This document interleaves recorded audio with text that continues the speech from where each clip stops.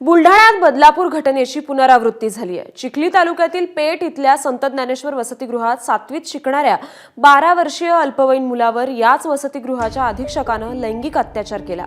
विनायक देशमुख असं या 52 वर्षीय नराधमानं गेल्या 2 महिन्यांपासून अनन्वित लैंगिक अत्याचार केले। इतकंच नाही तर मुलानं आपल्या आईला फोनवरून माहिती दिल्याच्या कारणानं या अधीक्षकानं या अल्पवयीन मुलाला जबर मारहाणही केली। आईच्या तक्रारीवरून अधीक्षकाविरोधात गुन्हा दाखल करण्यात आलाय। एक महिला त्यांच्या मुलासह बालक आहे, त्याचं वय 12 वर्ष 8 महिने 1 दिवस, काल पोलीस स्टेशनला आल्या। त्यांनी एक रिपोर्ट दिला की पेठ येथे एका वसतिगृहात जे मागासवर्गीय मुलांचे वसतिगृह आहे, जे अधीक्षक आहे त्या वसतिगृहाचे विनायक भगवान देशमुख यांनी त्या बालकासोबत जे आहे गेल्या 2 महिन्यापासून तो त्या बालकासोबत अनैसर्गिक जे आहे घाणेरडे कृत्य करत आहे। लागलीच आम्ही तो रिपोर्ट दाखल केला आणि त्यानुसार पुढील कायदेशीर कार्यवाही तपास आमचा सुरू आहे।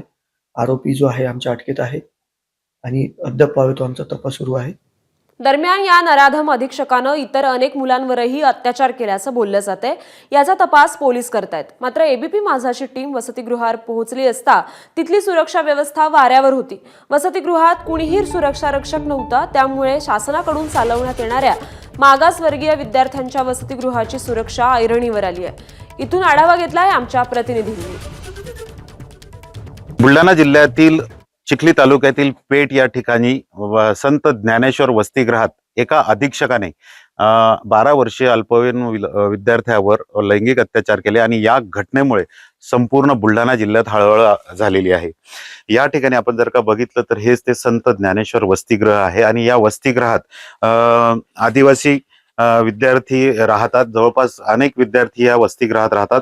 मात्र या नराधम जो अधीक्षक आहे याने 12 वर्षीय विद्यार्थ्यावर लैंगिक अत्याचार करून या ठिकाणी मोठा त्याला मारहाण केली आणि मारहाण केल्यानंतर त्याला धमकी दिली की तू हे आई वडिलांना सांगायचं नाही। आणि त्यामुळे विद्यार्थ्याने फोनवरून ही माहिती घरी दिल्यानंतर त्या विद्यार्थ्याला पुन्हा एकदा या अधीक्षकाने मारहाण केली आणि त्यामुळे आज या नराधम जो अधीक्षक आहे याला अटक करण्यात आलेली आहे।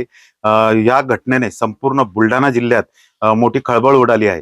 या वसतिगृहातील इतरही अनेक विद्यार्थ्यांवर या नराधम जो अधीक्षक आहे याने लैंगिक अत्याचार केल्याची माहिती सुद्धा या परिसरात लोक बोलून दाखवत आहे। कॅमेरामन शांताराम सह डॉक्टर संजय महाजन, एबीपी माझा, पेठ, बुलढाणा। एबीपी माझा, उघडा डोळे बघा नीट।